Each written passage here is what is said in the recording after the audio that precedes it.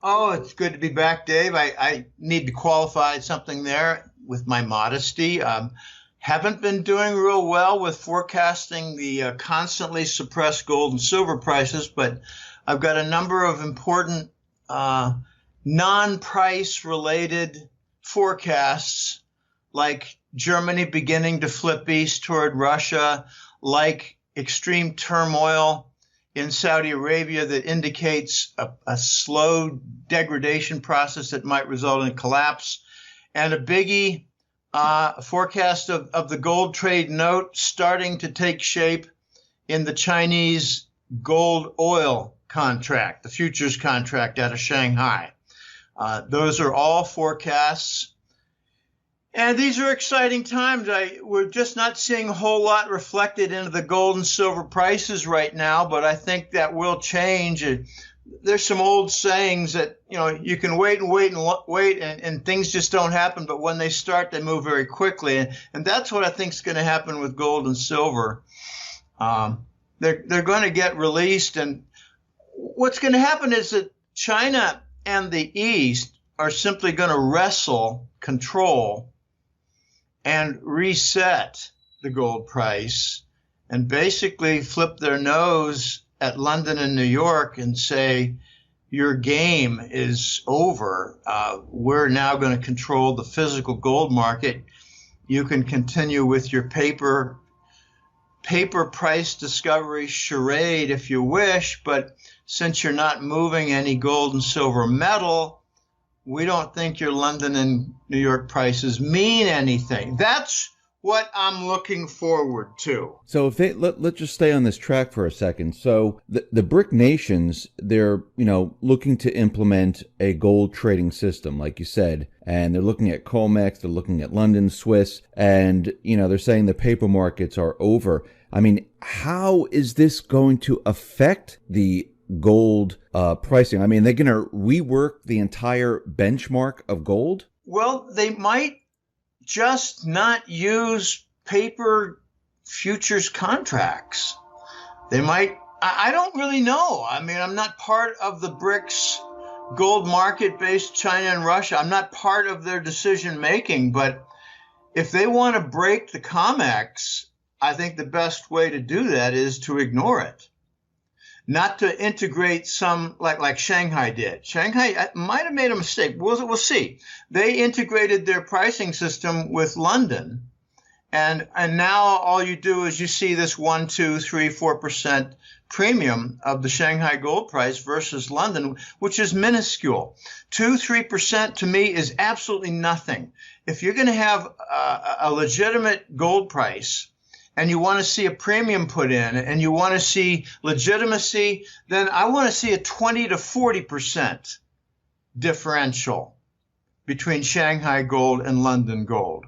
So if the BRICS nation, led by Russia and China, linking Beijing bank offices and trading platforms with the Moscow banking and trading platform, if they want to break COMEX, the best thing they could do is ignore it and come up with a different pricing system, not an integrated pricing system tied in with London and New York. You integrate with London and New York, and I think you become subject to them.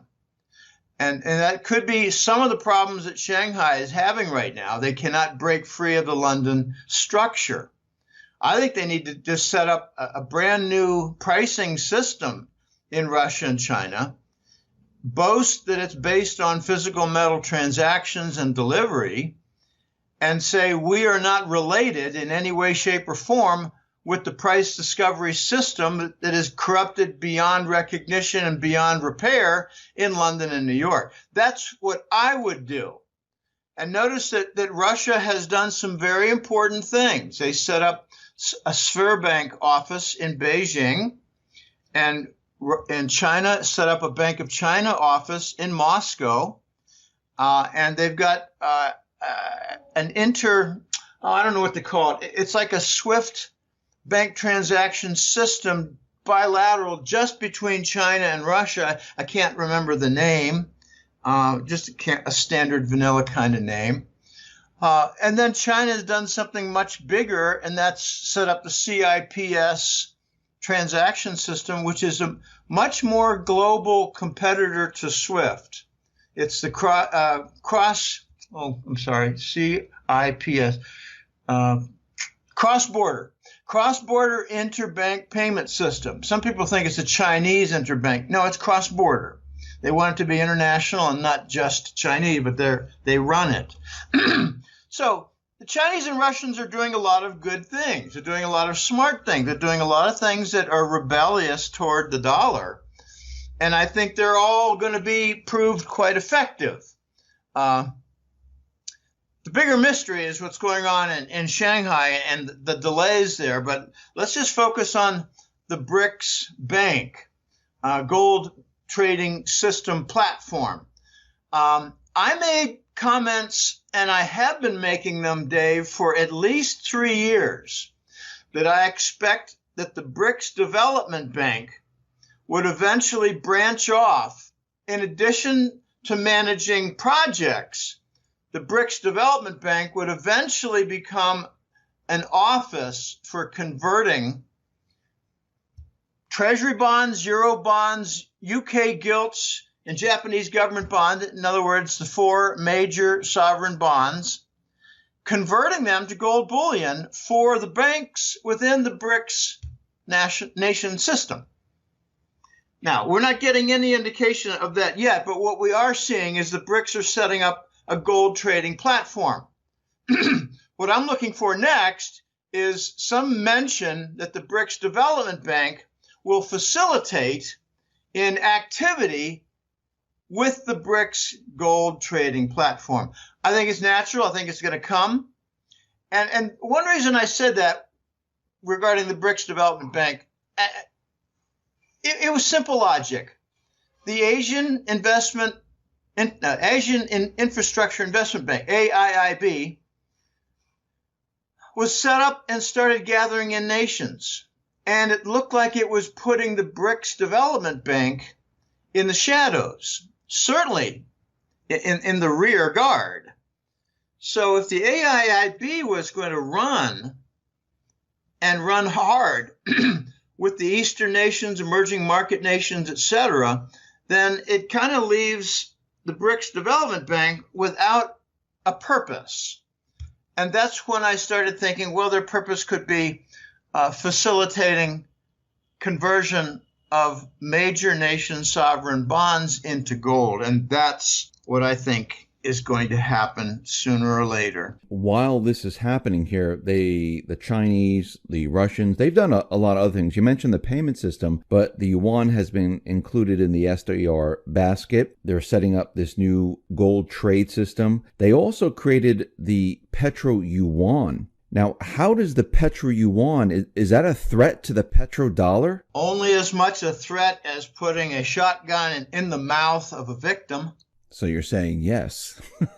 I'm saying capital Y, capital E, capital S, hell yes. Petro yuan, linking oil sales to the Chinese RMB. Just for those who aren't familiar, RMB is renminbi. It's kind of a second name for the Chinese yuan. Linking Chinese oil sales, followed by other like Asian oil sales, followed by other like emerging market oil sales, followed by other like BRICS oil sales. You see where I'm going here. China will be followed by Asia, emerging markets, and BRICS. If they start winning the right to buy oil and pay in RMB, and furthermore to lock the contracts, like the forward contracts with the Shanghai futures contract relating, say, oil to gold and oil to the RMB, in particular the oil and the RMB, then what you have is a mechanism for inducing, say, Gulf region Arab and Iranian dealers to sell their oil to Asia and the emerging market and the BRICS nations and accept RMB. And I'm almost certain The U.S. government has told the Saudis, don't accept RMB unless you want big problems with us. And big problems translate into assassinations and terrorist events by their hidden tool called ISIS. So U.S. is specializing in terror during this war on terror, which is more aptly called a war of terror to defend the dollar. The Arabs are being told, don't accept RMB. But there's one nation that does, a monarchy called Qatar.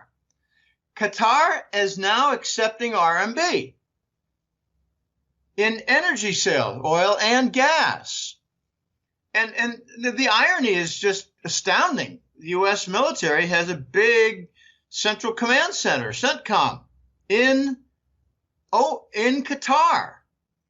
And the Emirate nation accepts RMB for oil and gas payments from China. They've got a lot of trade with China.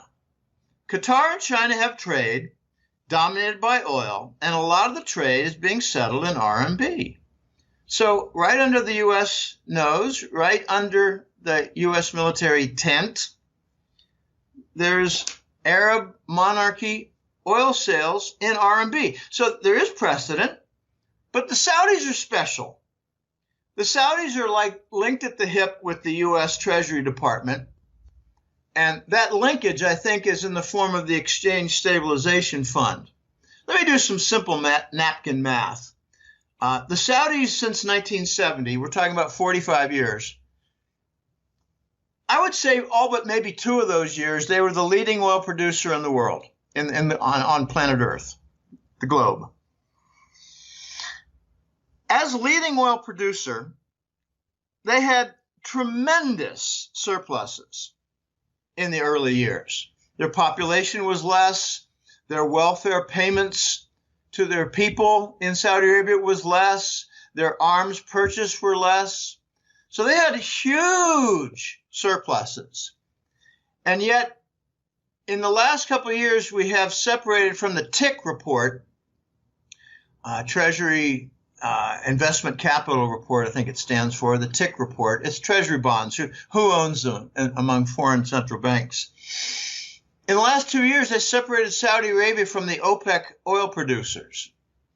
I think what that meant was that the $3 trillion or $5 trillion in oil surpluses that the Saudis had stored by agreement at the U.S. government Department of Treasury have been stolen, confiscated. Maybe as part of the Exchange Stabilization Fund creation, maybe as part of the Saudi petrodollar, they call it the petro surplus agreement, put all their surplus payments in dollars. They receive them in dollars, keep them in dollars, store them in treasuries, and what better place to put them in than the Department of Treasury of the United States government. Okay, I don't believe for a minute that the Saudis are down to $150, $170 billion in treasury bonds after 40 years of being the leading oil producer. No, it's more like about 5,000 billion, more like about 4,000 billion. So I think that maybe as part of the agreement with the petrodollar set up in 73, they agreed to store their treasuries at the U.S. government and to forfeit them after, say, 35 or 40 years. I don't know. I'm not privy to such ridiculous, weird agreements. But something big is going on. It looks like in the last few years, the United States is throwing the Saudis under the bus. And I have very good indication from The Voice and other contacts who have confirmed that the criminality, the criminal prosecutions for first UBS and then Credit Suisse by the U.S. government, which, by the way, has no jurisdiction in Swiss banks, the U.S. government was saying, well, since you've got dollar accounts and you're doing tax dodging for American citizens, we have jurisdiction over our citizenry, and we're going to prosecute UBS, and we're going to take control of your bank. Well, there's a reason why they wanted to take control of the bank, and that was to steal the Arab gold in the bullion banks located in Switzerland. Then they came up with another farcical charge against Credit Suisse, and that was for violating Iran sanctions, which might be rather spurious and questionable in legality also. And that was, I believe, to finish off the Arab gold. And what I heard was the Arabs, led by Saudi, because they were the biggest producers and therefore the biggest gold reserve owners, were in a panic 2 or 3 years ago to get their gold out of Switzerland, and they did so. Ironically, it's being stored in Germany at Deutsche Bank, which doesn't have any problems, does it? Oh, my gosh. What a mess. What a mess. I think the Americans threw the Saudis under the bus. Evidence coming from lots of different places. And I think now we're starting to see the beginnings of an internal turmoil in Saudi land. I've got disagreement with a couple members of my jackass colleagues, and I don't ever claim to say to them, oh, no, you don't understand. I got this all right. You got this all wrong. No, I have a lot more respect for them. That's why I help them through invitation to be part of my jackass colleague crew. They're smart. And a couple of them are saying it looks like the Saudis, with the arrests and the criminal prosecution, call it what you want, are going to be able to confiscate a lot of questionable royal money and questionable business accounts from non-royals and buy time. And I said, well, yeah, they might buy time, but I don't think they're going to be able to avoid some significant friction with the old King Fahd family, the old King Abdullah family, and the former Crown Prince Nayef family. And now they've arrested Prince Bandar, who's got a nickname of Bandar Bush. I think he's a narcotics dealer at a very high level. So now you've got the Bandar family also. That's 4 families who are in opposition with this Crown Prince Mohammed bin Salman. Dave, I don't think that's a stable situation, even if they confiscate $100 or $200 billion. No, and another colleague made a different point. Last point. He said, Jim, do you realize that a lot of this Saudi royal money is not sitting in Saudi banks where they can just go grab it? It's in banks all over the country. I mean, banks all over the region, and banks all over Europe, and banks even in Asia. And there might be some blocks put on by countries like China for having the royal funds in bank accounts returned. So this is getting very complicated. I think the Saudis are in a very difficult situation, and I don't think it's going to avoid a conflict toward a palace coup. I don't want to call it a palace coup. Conflict toward a palace coup. Now, do you think this has to do with Saudi Arabia making deals with Russia, and this is the beginning stages of a pivot away from the U.S.? I sure do. Just look at some of the deals. Not just oil. The deals. Saudi Arabia is a big oil producer. It's an important point. They're a sweet crude producer, which means kind of low viscosity, low contaminants, and just like ideal oil. That's why they use the word sweet. It's just sweet oil. It doesn't need much processing. So why did they set up a deal with Russia to buy oil, to guarantee an oil shipment when Russia is their biggest rival? The answer, I think, is simple. The Saudis are desperate for cash flow. The Russians offered them a guarantee on cash flow because the Russians have a gigantic cash flow from their big Chinese client in energy, both oil and gas. Okay, what are the consequences of Saudi linking up with Russia like that? Well, I've been making this point for a while. I call it the consortium, the Russian consortium.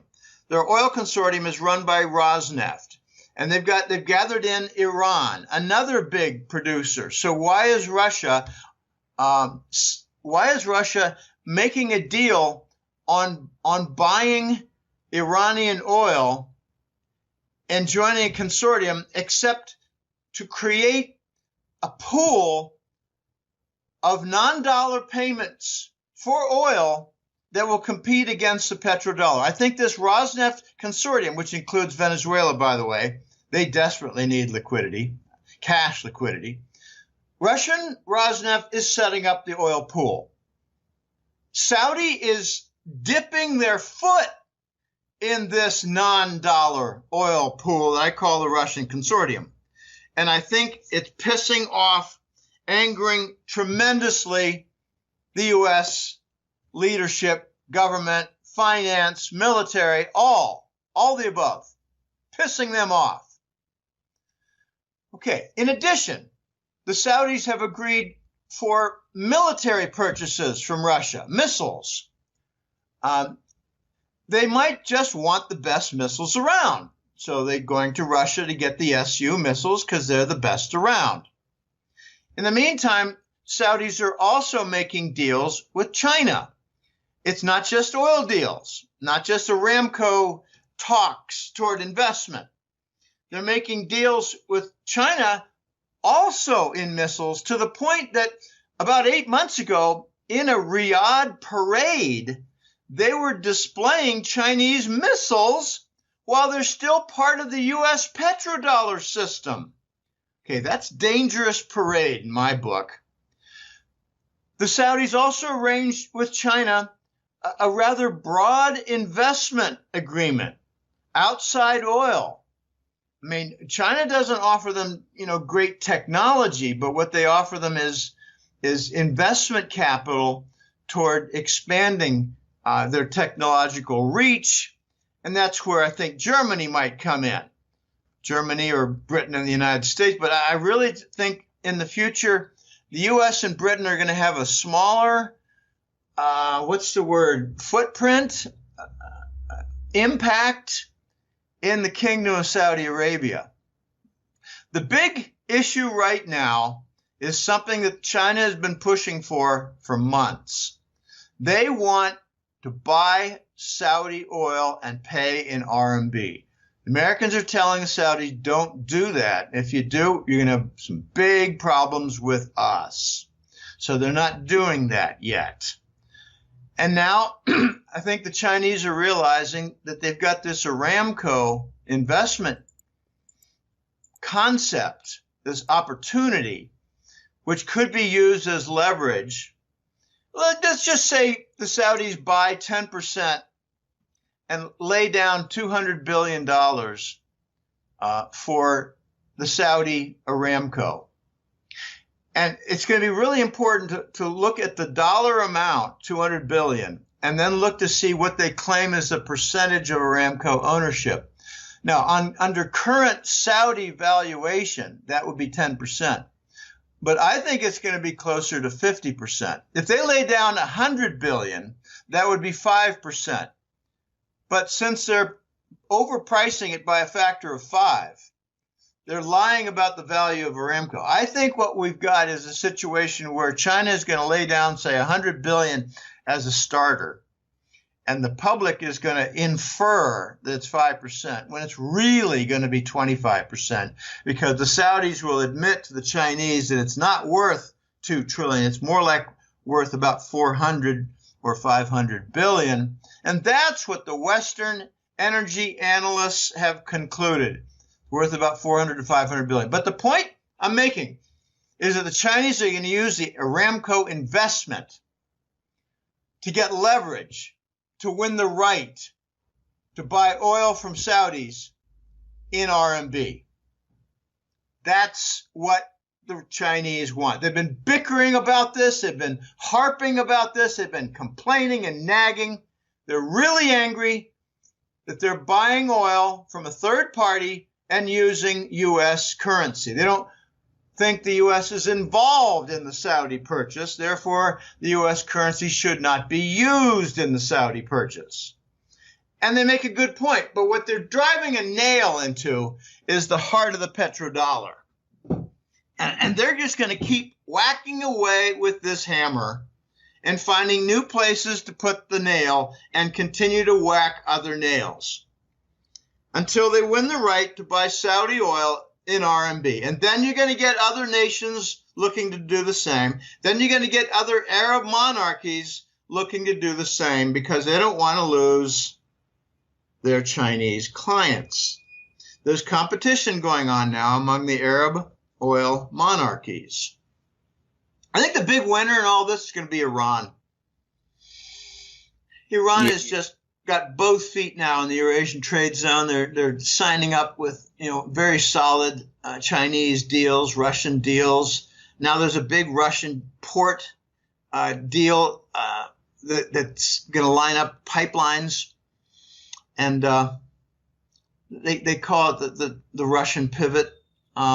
They got a name for it. I can't think of the name for it, but I included it in the November hat-trick letter reports. When the U.S. yet again broke another treaty, I mean, golly, how many nations, important nations, they call it the UN plus one. It was the UN security nations plus Germany to make sure that all the signatory nations for the Iran nuclear deal would be of not just high repute, but significance in global politics. And my gosh, Trump just waited 4 or 5 months and then he abrogated the deal that Obama struck. And there are lots of rumors that Obama had some secret provisions in the Iran nuclear deal, and I don't know what they were. Just being the typical jackass, I was throwing in that maybe there's some narcotics clauses in there. Don't know. I mean, if Iran wants to play ball with us, they got to play ball with narcotics movement and money laundering. Turkey is no longer in that game. But I think the winner is going to be Iran, and with all the strife, and I'm really watching this Aramco deal. Notice that President Trump, it's pretty hard to say President Trump without a little giggle inside, but President Trump is mentioning now the desire to have Aramco listed in New York among the stock market listings. And gosh, I wonder if he remembers that the Congress, with his full support, wrote up the Saudi 9/11 lawsuit confiscation bill. It's got a name, but I don't care what they call it. It's about confiscating Saudi assets. Well, the consequence of that congressional bill, Dave, is that Saudi assets are frozen in U.S. banks, putting more stress on the Saudis. They don't have access to their money, which is a very painful process. And that's why they're trying to do the Aramco deal. That's why they're trying to do bond issuance deals to cover their deficits, cover their war costs. I don't think the Saudis want a New York listing. They might say, well, you want us to have a New York listing, you need to drop your lawsuit bill and drop all your stop freezing our bank accounts. Start becoming a friend instead of a predator. The U.S. is a really big, big predator. Jim, you mentioned something very interesting, and I mean, many different interesting things, but one thing just stood out in my mind when you said that Saudi Arabia made a deal with Russia to purchase their missiles. So did Iraq, so did Egypt, Syria has the Su missile system in their country now, so did Iran, and it all seems to be on a common ground where they're buying Russia technology to protect against the U.S. I mean, if you really look at it this way, if everything is pivoting over to Russia and China, you wouldn't want to buy U.S. missile systems or U.S. equipment. You would want to buy it from the country that you're pivoting it over to protect yourself from an invading force. And it seems like that's what they're doing right now. Well, I agree. There's another angle to that. You don't just want to have missiles placed in those countries that are built and made and delivered from, let's just call it the enemy camp to the U.S. You want something else. You want the best missiles. That is true. And the United States doesn't make the best missiles. Donald Trump was boasting recently about the Patriot missile. Well, that's 20 to 25 years old in its technology, and I think he's lying on some of its performance characteristics. If they do a side-by-side comparison with the Russian Su, I think you'll find that there is rather notable superiority from the other camp.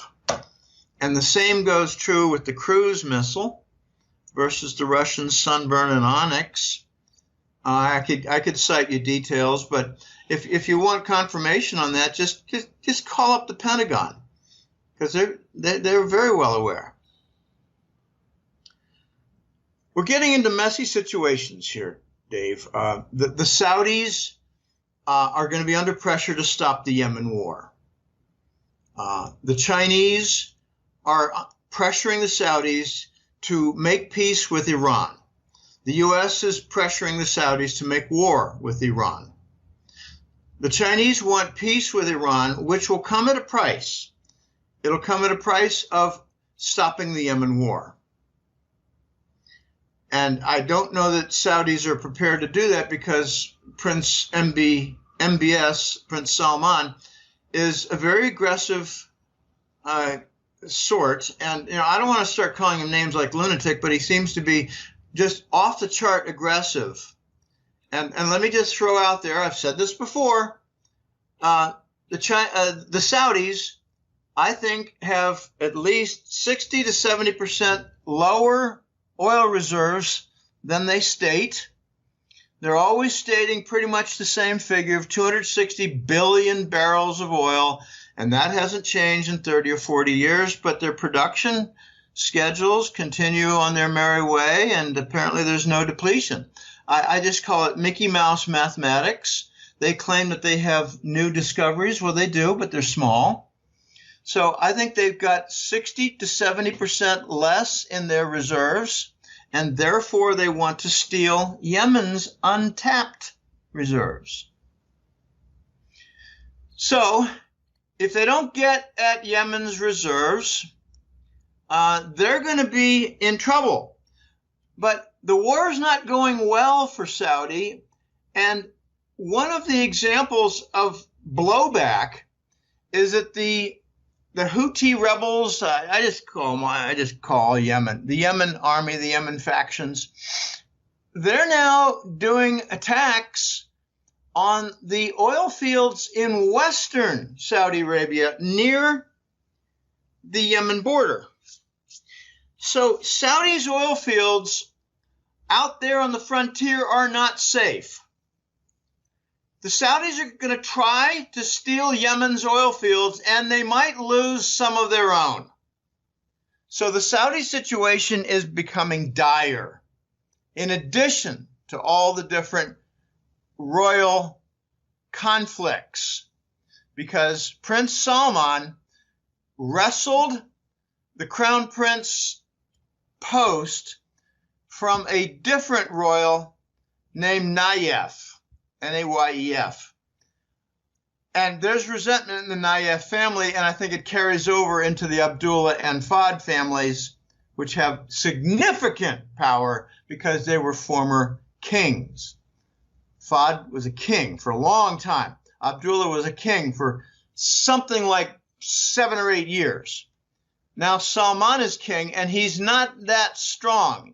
He's suffering from dementia. He's got a lot of weaknesses, but The Voice pointed something out to me recently, filling in some background. He said, you may not know it, but Prince Salman, now King Salman, when he was a prince, was a governor of Jeddah and was known as a rather hardline guy who was a firm prosecutor against corruption, and he did corruption activity.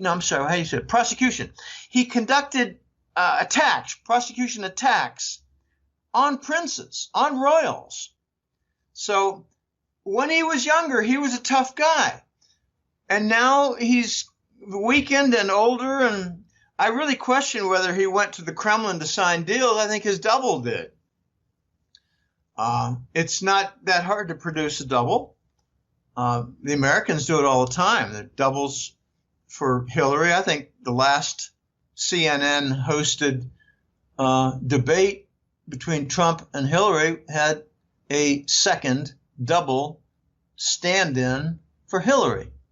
Very interesting. Suddenly she looked 40 years younger or 30 years younger. She looked like she was a woman in her late 40s or early 50s. Doubles are not hard to do. Obama is reported to have doubles who function very capably in various dignitary roles and maybe fundraising roles, while Obama, the real Obama, is busy playing golf.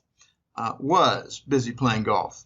He's still doing fundraising now, but he might use doubles to remove some of his risk in public appearances. They don't like public appearances. They're exposed. I mean, ask John Kennedy. How'd that work out for you? Oh my goodness. The Saudi situation, I think, is just absolutely critical for the defense of the petrodollar, and it cannot be defended. And if it can't be defended, I don't think the Saudi kingdom can be defended.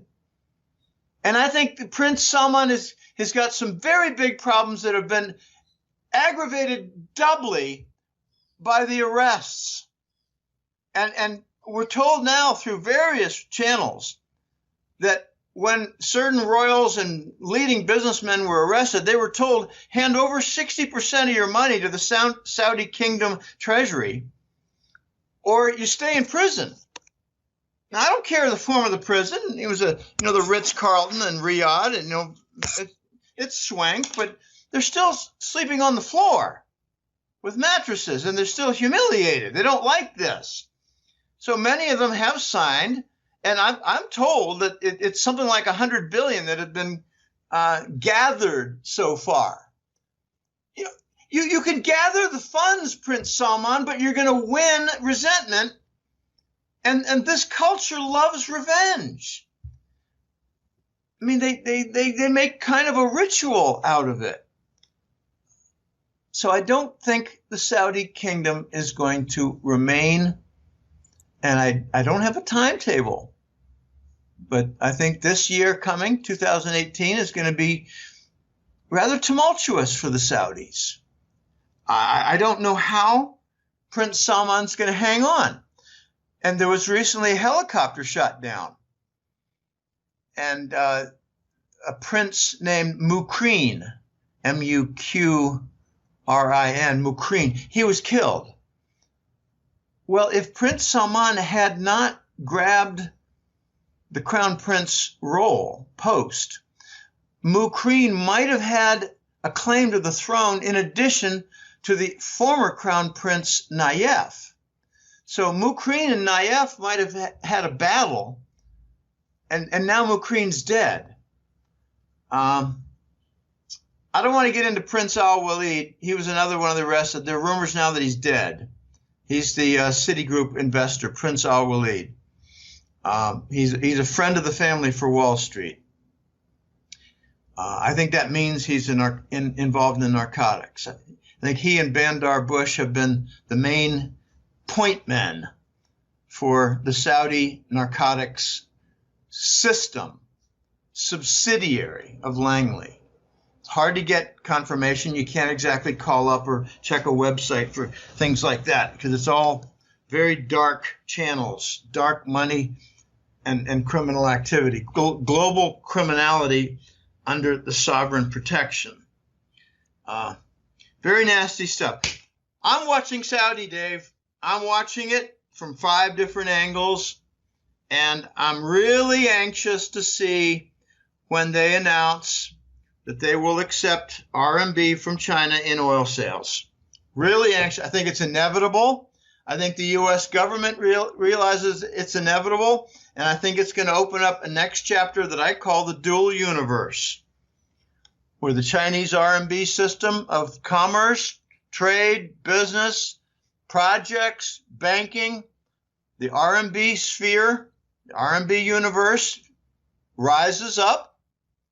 We don't know at what rate it will grow. I think it'll grow more than what we expect. And the other one is the U.S. dollar sphere. And we know what that is. It's all the commerce, trading, financial markets, everything, banking reserves, you name it. I think it's going to give way to the Chinese, and the U.S. is going to say, go ahead, have your way. You're not going to get very far, and they're going to be wrong because China's going to start linking gold in with trade and banking, and eventually, finally, currencies. So I'm looking forward to the dual universe being admitted, where the U.S. basically says we're not going to go to war with nations that want to trade outside the dollar. But they would be two-faced unless they drop the sanctions against Iran. They can maintain all they want that Iran's a nuclear threat, which is a bunch of nonsense, when the real issue is Iran is selling oil and gas outside the dollar, just like Saddam Hussein did. We called them a nuclear threat when they were not a nuclear threat. We claimed that Saddam was a chemical weapons threat, and he was, but he bought it all from the United States. So the U.S. has got messy fingerprints everywhere. I'm watching Saudi, and I'm watching the dual universe being approved, Dave. When this dual universe happens, I mean, are we going to see anything here in the United States? Because as more and more countries use the petro-yuan, like Venezuela, probably Syria, Iran, Saudi Arabia, what then happens here? I mean, do we see a slow change here in the U.S.? I think we're going to start seeing building pressure within the financial arena that the global currency reserve status for the dollar is given limited time. Given limited time. It's going to be a warning. The dollar as global reserve has limited time.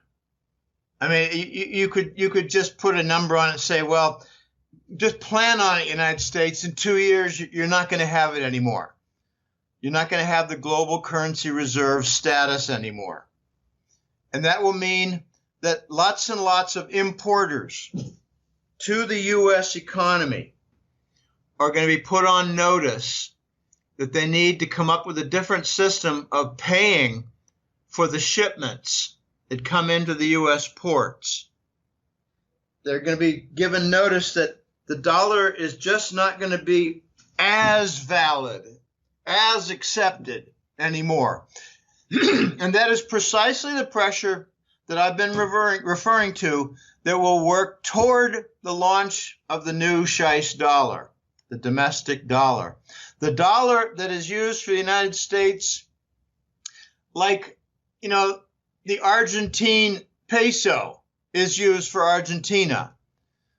There's no global commerce in the Argentine peso. There's no Argentine debt securities used in banking systems as assets in other countries.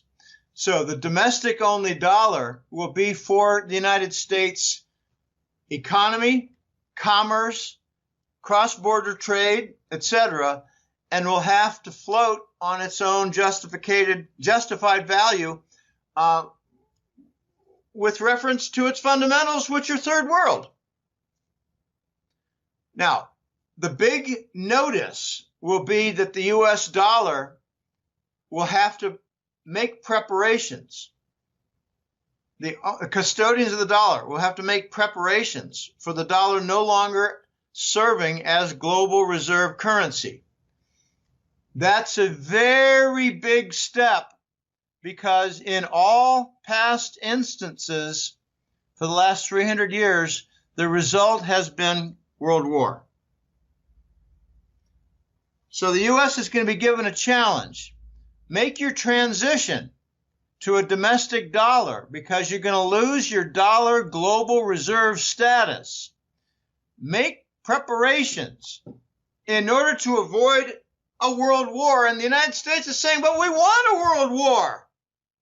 Okay, that's the danger of having neocons, neoconservative fascists, dominating what I believe to be 70 to 80% of the Congress. That's why I don't look at political party, Democrat, Republican. It's silly. The link between the Bush and the Clinton administration was very clear. It was globalist and it was narcotics. The link for Obama, another cross-party transition with the baby Bush administration, again was narcotics and again was the globalist installation theme.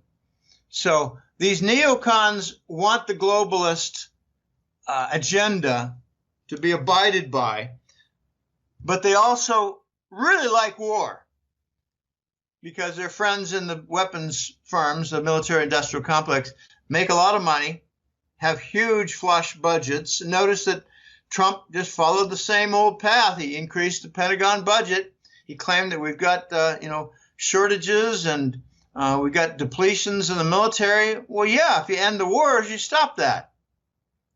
But we love war, so we're in war everywhere we can. I'm surprised we don't declare war on Venezuela. Do a beachhead there. Why not? Why not invade Cuba? Castro's gone. Don't we need to prevent the Chinese and Russians from building military bases there, which they are doing? Why don't we invade Nicaragua? They're building Chinese military bases there. Oh my gosh. I got more stories on Nicaragua that are really quite interesting. They got about $3 billion worth of hardwood that is being cleared for this supposed canal that'll never happen in Nicaragua. But the two military bases on each coast for Chinese usage, they're full steam ahead. Okay, why doesn't the U.S. invade that country?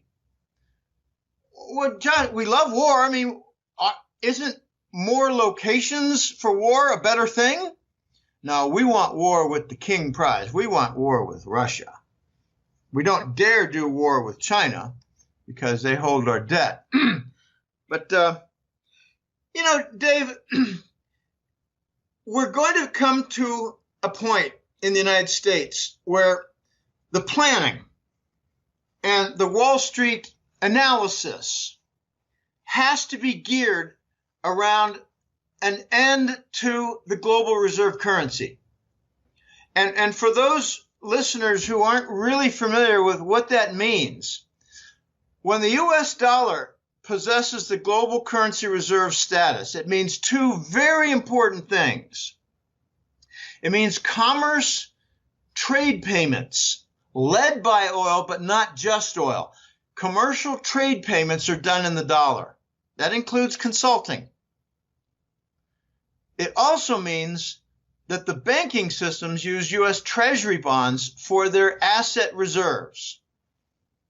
And what's coming with the sunset of the global currency reserve for the USD, what's coming is that nations are going to dispose of their treasury bonds in their banking system and replace them with gold or Chinese government debt. I don't know. I think it's going to be a little bit of both, Chinese government bonds and gold bullion. And when they do so, the U.S. government and the Fed are going to be left with the unpleasant duty of processing dumped treasuries. They're going to have to come up with more fabricated demand within the interest rate swap derivatives, and I think it's going to break soon. I've been saying this for a year. I think the cracks are already known in the interest rate swap derivative market, and you're starting to see evidence now in inverted and flattening yield curves. They don't want flat yield curves. The 210 is flat. Two-year versus 10-year, that's flat, which means that the two yields are almost equal. You don't want that. They don't want that. That's not good. It gives a big warning signal to all the foreign countries who have treasuries sitting in their banking reserves. It gives them a red warning, like, get ready for a crisis like 2008. I'm calling it the systemic Lehman crisis, and I think it's already begun. It's a slow process. It's begun in Italy. The Italian banking system is collapsing. Oh, this U.S. dollar global currency reserve privilege has been abused, and the Eastern powers are taking it away. They're giving notice. Can't have it much longer. But a real blow to the heart of it would be the Chinese winning the right to buy Saudi oil and pay in RMB terms. Because Saudi is the embodiment of a nation that supports as a foundation, the petrodollar. If they start splitting, if they accept both dollar and RMB, it's just going to start some fractures, and you're going to see momentum growing in the fractures. You're going to see other countries say, well, we see what's going on, and we're going to start dumping our treasury bonds, not so much because they'll be buying oil in RMB, but because these other smaller intermediate-sized nations are going to say, we read the writing on the wall. Treasury bonds are not a good source, a good asset to serve as banking reserve. Very exciting time, and absolutely no shortage of material for the hat trick letter. None at all. Jim, I wanted to ask you, when this happens, this dual universe, and I'm just going to go back to that for a sec, when this starts to happen, are there going to be shortages here? Because when countries say, okay, listen, I can have the petro-yuan, I'm going to reduce my reliance on the petrodollar, I'm going to start dumping my treasuries, are we going to have problems here in the U.S.? Well, it really speaks directly to the threat, the dynamics that will force the United States to come up with a domestic-only dollar. Rather than talking about the domestic-only dollar, let's talk about these forces and threats. Foreign suppliers will start telling the United States, we don't want treasury bills anymore. We're trying to reduce our U.S. treasury holdings. We don't want to accept for a container vessel U.S. treasury bills. We want something else. What else do you have? And the U.S. will say, well, we got U.S. treasury bills or we got U.S. treasury bills. Which one do you want? And they're going to say, well, we don't want either. They're going to start to say soon, we want a different unit of payment.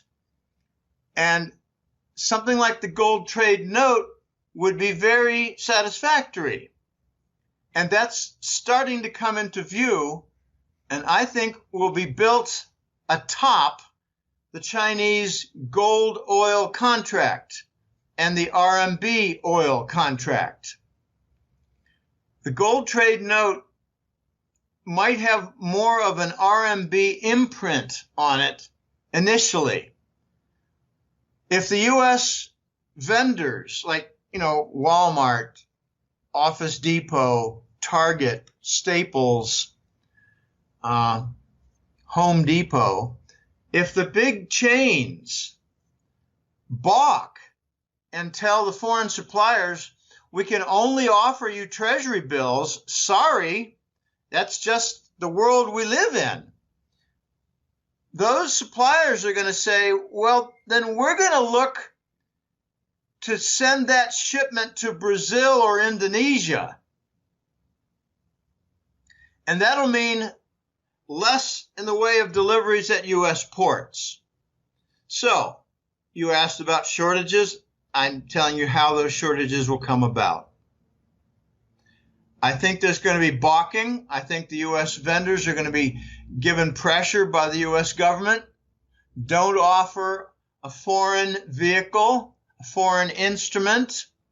It's got to be U.S. type of payment for a a shipment to a U.S. port. We're the United States. Where's your loyalty? And the U.S. companies are going to say, okay, well, we run the risk of having a shipment denied. And the U.S. government will say, so be it. Since when does the U.S. government mind screwing up the economy? Just take a look at Obamacare. You want to see an example of screwing up the economy. You want another example? How about the highest corporate tax rates in the world and among all nations? Okay, so the pressure is going to be acute for the U.S. vendors to continue to offer treasury bills as payment. It's the most liquid vehicle in U.S. dollar terms. But, India, China, other countries, they're going to start saying, we don't want it anymore. We're dumping ours. Why would we want to accept exactly what we're selling to readjust and make stronger our banking system foundation with reserve assets? We're trying to reduce our U.S. treasuries by 10%. That's our goal this year. We don't want your treasury bills as payment. What's the impact going to be? Well, you got the shortages. Fine, but there's something else. There's going to be pressure to launch this new dollar. You cannot use your global currency reserve status without having a different currency. And it brings up huge questions. What's going to happen to all the dollars in foreign accounts that are not in the United States? And right now they're living under the shadow of the FATCA rules. I think what it means is when the U.S. loses loses its global currency reserve status, the FATCA rule will end. And there'll be a gigantic celebration among hundreds of nations because they regard it as onerous, costly, and a real impediment to doing business in their countries. But there's something else that it brings up. When the U.S. dollar loses its reserve status, there have to be a different organized body for regulatory duties on managing the dollars that are out there in various concentrated areas. I like pointing to Panama dollar accounts, Singapore dollar accounts, Swiss dollar accounts, Hong Kong dollar accounts. Who's going to be the regulatory body to manage all that? And I think it's going to be the IMF run by China. I think China's going to take that duty, take that mantle, and run with it. They're going to say, we want control of that because we can do it fairly, and countries trust us. Countries don't trust Washington. There's just too much duplicity, sanctions, thefts, bank account thefts, frozen accounts, murders to capture gold. Foreign countries don't trust the United States. This is not the United States that our fathers grew up in. I keep telling my dad that. He hates to hear me say it. My dad's going to turn 98 soon. He still hates some of my messages regarding the hat trick letter. He said, well, Jim, I hear what you're saying, but I want you to know that I was wearing my U.S. military cap to a barbecue last week. And I said, well, that's great, Dad. You're still living in the 1940s. I said, I hope you don't get questions about war crimes in Syria and Ukraine. And he said, oh, Lord, no. Going back to this dual universe, will a lot of these dollars flow back to the U.S. and devalue the dollar here at the same exact time this is all happening? The dual universe, yes.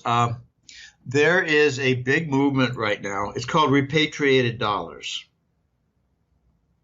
The first thing is, what is a repatriated dollar? A dollar that could be repatriated.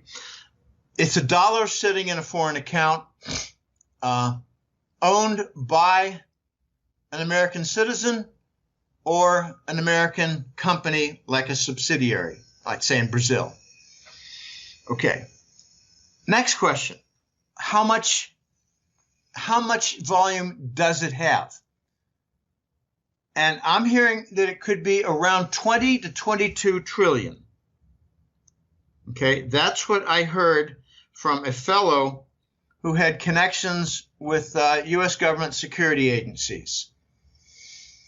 It was Cato. He said that there is a movement in progress on the books with existing offers that are legal and as part of policy to offer either a 20% or a 20%, 10% or a 20% tax on the repatriated funds. And that's a big discount, a big reduction on what the past was. I think the past was, I'm not exactly sure, I think it was 30 to 35%. So to qualify for 10%, there had to be some kind of a statement, a plan, a prospectus, or an application, something formalized. For instance, let me just make something up. That they, Joe Blow with his Panama account with $3 billion wanted to come back and open up a lot of businesses in Texas, Louisiana, Oklahoma, Mississippi, Alabama, and Florida that would have to do with import-export and some refineries and some office buildings. And he wanted to join the Rebuild America movement. Okay, hey, you qualify. You're a good citizen. You get that 10%. But let's suppose there was another guy who said, I have $1 billion in a Hong Kong account. I want to open up a trading outfit in California and Seattle, and I want to do trade with the Eurasian Trade Zone, and I want to work toward the One Belt, One Road, all their cornucopia projects, and I want to put to work my $1 billion in Hong Kong. And they say, well, that sounds good, but it could be better. You get 20%. Okay, so if you're favorable to waving the flag and U.S. objectives, you get the rosy 10% tax of your repatriated funds. And if you have some other plan that's not quite so favorable to U.S. progress, U.S. interests, I love that word, interests, that means consistent with the fascist plan, then you don't get the rosy 10, you get a 20%. And if you come up with a plan that's even more onerous, like, I want to open up some Idaho, some Des Moines and St. Louis offices to do gold acquisition for domestic investors in the United States, they might say, well, you're stuck with the existing 35%. Screw you. That's how I think it's going to work. So we know what a repatriated dollar is. We know what the volume is. We know what the tax incentives are. The only thing left is how much is coming home. And the answer is not too much. I'll tell you why.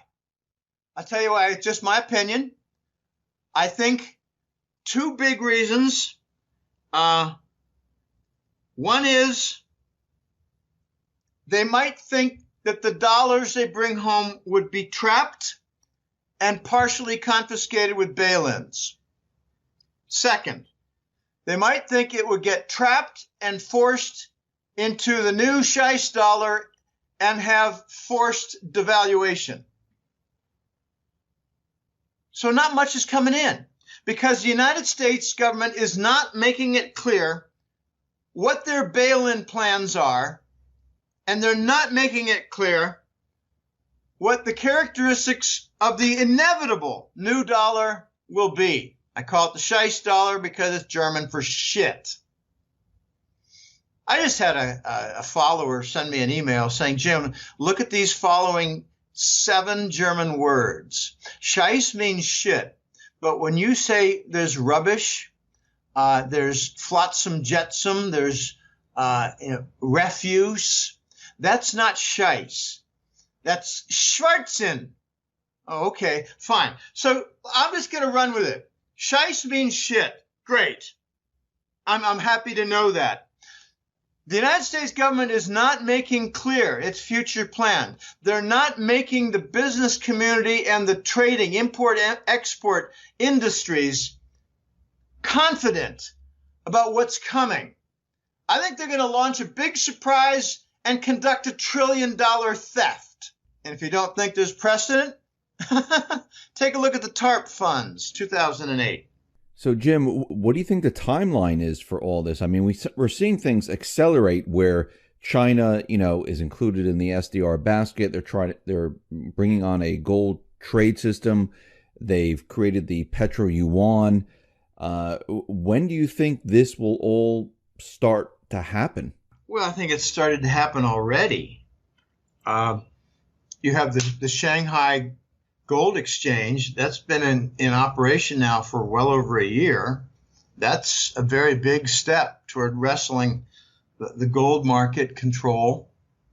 You just had in August the Shanghai Gold for Oil futures contract, and the launch for the Shanghai Oil RMB contract is imminent. Tie them all together, and the Russians can sell China oil and convert the RMB to gold, bang, bang, just like that. So you have the Asia Infrastructure Investment Bank. That's well along. Even the British signed up for that, really angering the Obama administration. That just shows you that when it comes to the dollar losing its reserve status, even the British will work on the other side. They're the financial fascists. They'll just find whatever partners they can to keep the London financial center going, Brexit or no Brexit. You have the One Belt, One Road set of projects. That's already in progress. They got multi-billions and numerous projects that are, I think some of them have broken ground and begun. But I think the real question you're asking is, do I have a timeline for the end of the dollar, the release of the gold price, the dual universe being adopted without the war theme? Oh boy, very difficult question, and it's a common question asked. The voice told me when I asked him, what do you make, this was a conversation back in August and September, what do you make of the Chinese oil for gold futures contract? How could it be tied in with a gold trade note for trade purposes? Trade payment purposes? He said, Jim, know this clearly. The Chinese gold oil contract is the first of several non-dollar platforms to be rolled out. The first of several. And then I asked, because this was a bit of a conversation rather than just an answer, and that's the end of it. It just spawns a lot of curiosity and questions. And a couple of my other colleagues joined in the process. What he said was, look for every 2 to 4 months, the next vehicle platform to roll out. And know very clearly that each platform or vehicle to be rolled out has been stress tested. In other words, these are not new items that are going to be rolled out and we'll see how this works out. No, they've already done stress testing, and I guarantee you the stress test is 10 times more effective and with more pressure and scrutiny than the dumbass bank stress tests that the US and EU do. Okay, well, if August, the 8th month, was the first rollout, and we're going to get another one every 2 to 4 months. Well, 4 more months is December, and we're in December. So I think December or January, we might get a surprise next rollout. And he said to me in follow-up, when you get a few of these non-dollar platform vehicles rolled out, you're going to see incredible pressure on the dollar, on the gold market. And I said, even pressure for the launch of a Scheich dollar? And he said, well, yeah, because it will mean that the dollar as global reserve currency is losing its status in front of your face. Okay, there's another one, the CIPS. I mentioned it before. It's the competitor to SWIFT. Okay, now you got the BRICS gold platform. Russia and China will form the HIP, the axis for that. So with a new gold platform and a new SWIFT payment system, by the way, the CIPS is much cheaper. I'm hearing it's like 80% cheaper for transactions than SWIFT. So if Iran wants to do payments with China, they don't care about the SWIFT sanctions and the block. They'll use CIPS. And if the Russians and Chinese want to do something and they don't want to, deal with the ferryman, I call it the ferryman, the dollar toll taker for SWIFT. They don't want to deal with the SWIFT ferryman and pay a dollar fee. They'll just use the CIPS. It's starting to be called CHIPS. And CHIPS leads people to think it stands for Chinese interbank payment. It's not. It's cross-border. But it's the Chinese adopted CHIPS system. Okay. All this points to more and more pressure building, Dave. I don't know how to answer your question on timeline, except to say, look at the event schedule. I mean, I'm taking right out of General Schwarzkopf, Desert Storm playbook. Look at the event schedule. When the next rollout comes, I'm thinking it's going to be a little bit more geared toward trade payments with a gold backing. That's what I think it's going to be. I mean, anything else would be preliminary to precisely that, the gold trade note. So what are they waiting for? Let's do the gold trade note. Maybe they need something else before the gold trade note. I don't know the inner workings. And the voice doesn't share much more than that. So with all these different non-dollar platforms, some of which are getting populated, some of which are getting used, some of which are getting active projects, some of which are getting, significant funding, some of which are getting lined up the engineers and construction firms, I think the pressure is just enormous for the dollar to lose its global currency reserve status. And what I think is probably going to happen is it's going to lose its status without the U.S. admitting so. The U.S. is going to say, well, we're still the global currency reserve for the majority of nations. Okay, so an asterisk next to global currency reserve. That's where I think we're heading. And as for timeline, let me try to get a little bit more specific. I remember back in interviews in early 2017 saying that by the end of 2017, we're going to have some systems break. And I'm not sure we really did. I think we're having a lot of very loud signals that systems are ready to break. So instead of seeing broken systems, we're seeing loud signals for the same. I think 2018 is the year we start seeing some broken elements. Like Italy just breaks down. Their banking system breaks down. Like Saudi accepts RMB for oil. There could be many more. There could be something like Iran and the Saudis declare détente. Don't know. It's possible. It could be an agreement is worked out in Ukraine, and the U.S. is put on notice. We don't want any more of your stinking wars. It could be the EU and an announcement that there are no more enforced Russian sanctions. That would be big. And I think it's very likely, because if they don't do that, then the sanctions are going to be ignored and the EU is going to be embarrassed. So they better admit that they're not enforced so they don't get embarrassed. There could be numerous other. I think the Gazprom pipeline through Turkey, I think that's going to make significant progress. I think something's going to break with Syria, and I don't know what it's going to be.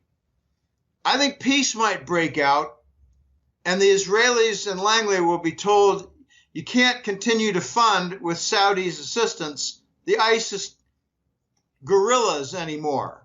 I'm being nice with the term guerrilla because that sounds better than terrorist. I don't like the use of the word terrorist.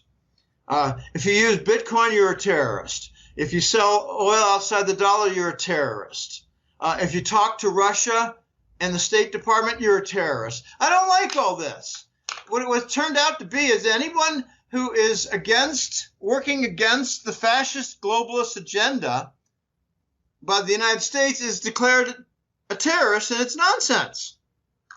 So look for those breaking points of Italy, Saudi, Iran, Ukraine, Russia with respect to EU, Gazprom with respect to Turkey. Look for those areas as being hot spots for evidence of both the dual universe and the fractured dollar reserve status. We're not going to see early in this sequence an announcement of the new Scheich dollar. That's just not going to happen that way. Instead, we're going to see pressures building toward that. That will be the last defense, because once the new Scheich dollar is launched, you're just going to see incredible problems. The problems will have to do with shortages of supply, price inflation, and the resulting social disorder.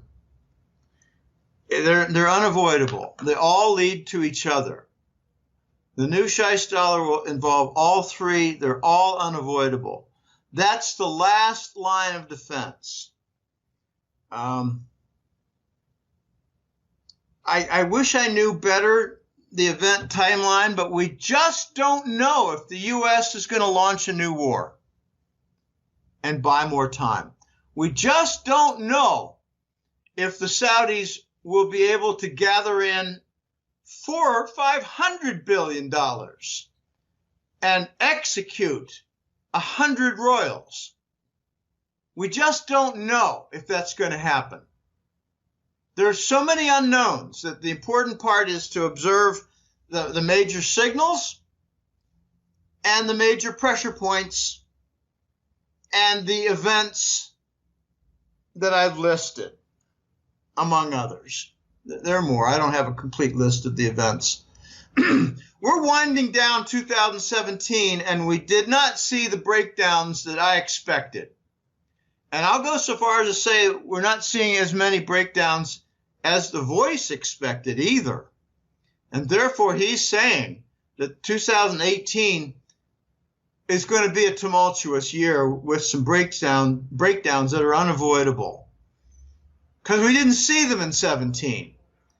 But the pressures rose in 17 in many different areas. So the pressure will be too much, and it'll be realized in 2018. It's going to be a messy year, Dave. Very messy year.